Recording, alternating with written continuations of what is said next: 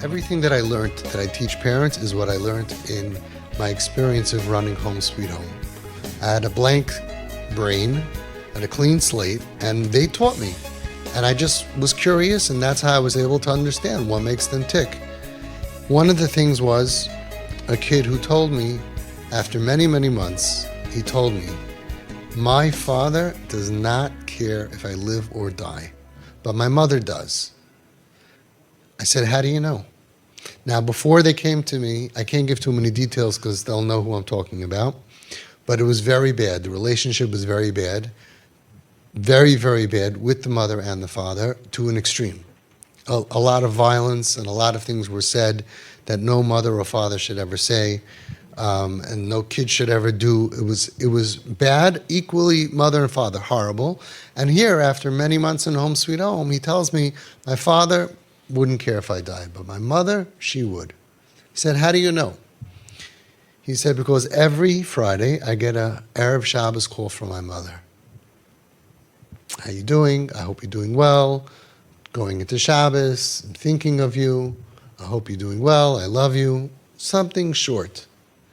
I never picked up. But I know she cares. My father never even called me. I said, but you never even pick up anyway. He said, that's on me. But they showed me how they feel. My father didn't even call. He doesn't care about me. My mother called. That means she cares about me. And that taught us a lesson. Even if the recipient cannot receive because of the pain that they're in, or that they don't feel that your love, or maybe you hurt them, or whatever reason is, obviously there was a breakdown in the relationship, in a non-annoying and in an appropriate way, which has to be under guidance, you have to show them that you care even if they don't respond. Because this guy knew my mother didn't give up on me. Every Erev Shabbos, and I say don't wait for Erev Shabbos, do it every day, right? You send a text. I love you, I'm thinking of you, have a great night. Good morning, I had a dream about you last night, and we were on a beach somewhere, and you gave me a hug, and I gave you a hug, whatever it is.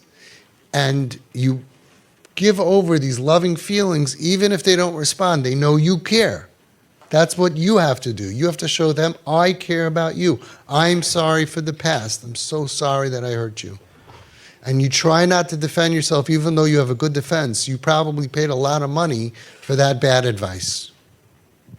And it came out of frustrated love. Could be very, very vicious. But it's love, because if you didn't care so much, you wouldn't have been so angry.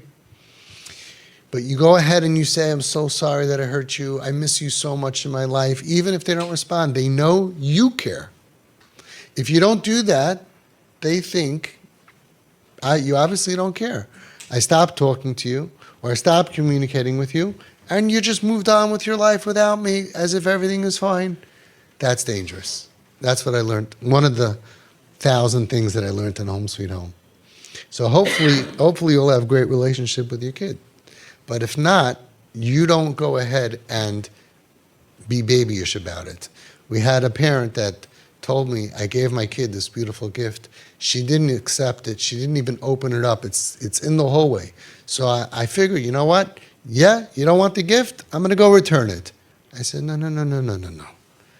We're not kips. We're in pain, but we're not kids in pain. We're the adults. One day she's going to take it. Keep it in your room. Don't return it. It's not like we're done, I'm insulted. You're not insulted. I know it's hurtful. I'll help the parents with the pain as well. And you have to get help for your pain. But we're talking about saving your kid in a way that works. We can't afford to be insulted. It just doesn't help. You keep that gift. You keep the kamayim hapanim kein lev ha'adam la'adam. Keep on thinking loving, wonderful thoughts.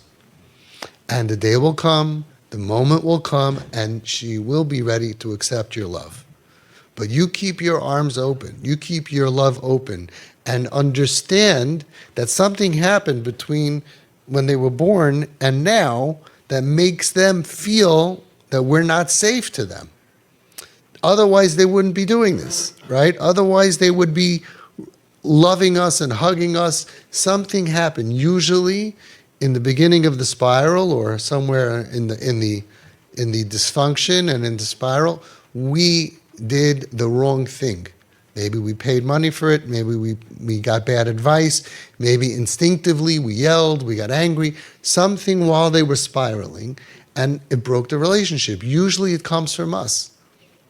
And it's not our fault. Wonderful, beautiful parents, smart, brilliant, loving. You could have 5 other kids, 10 other kids, 30 other kids, 50 other kids doing great. It's not you. You just didn't know how to deal with what was happening, and you didn't understand it. And the kids in pain don't put a sign in their head, I'm not getting up for shacharis because I'm in pain. They don't say, I'm acting angry and miserable and ungrateful because I was molested 7 years ago, or because I'm suicidal. They don't let us know. So usually, at least in the beginning, we don't know what's happening. So the good parents and loving parents make mistakes also. We have to learn how not to do that. Never get angry, never use rejection, always understand. There's a whole training for the first part, but it took us a long time. So something happened between then and now that they don't trust us. We have to take responsibility for that, even though it's not our fault always, right? Unless you're crazy people, which I look around the room, I see a bunch of wonderful people. I don't know about outside of this room, but you guys are good. I could vouch for you. Otherwise, you wouldn't be here. Stuff that TP parents do for their kids, it's unbelievable. Unbelievable. Since Brias Ha'olam, since the creation of the world, there have never been such incredible parents like you guys. Bending over backwards. Our parents would never apologize. You guys apologize. You do anything that's going to make the kid stay alive, become happy, functional. Yismach Lev Mevakshei Hashem, bring them back home. You guys are investing more time, money, and effort into your kip than raising 20 kids, right? Time, money, and effort, probably the budget of 20 kids. And you're doing it. And Baruch Hashem, we're successful. You should all be successful. And be zeichet to walk your kids down to a chuppah kadas Moshe v'Yisrael. Everybody always daven for each other. The koach hatfilah for parents davening for other parents is amazing. So we're going to see miracles. Mirza Hashem. She has to know, I care about you. She can't accept it now. Fine, but we can't stop giving those positive vibes and the letters and the stuff in a non-annoying way under guidance. Okay? Good luck.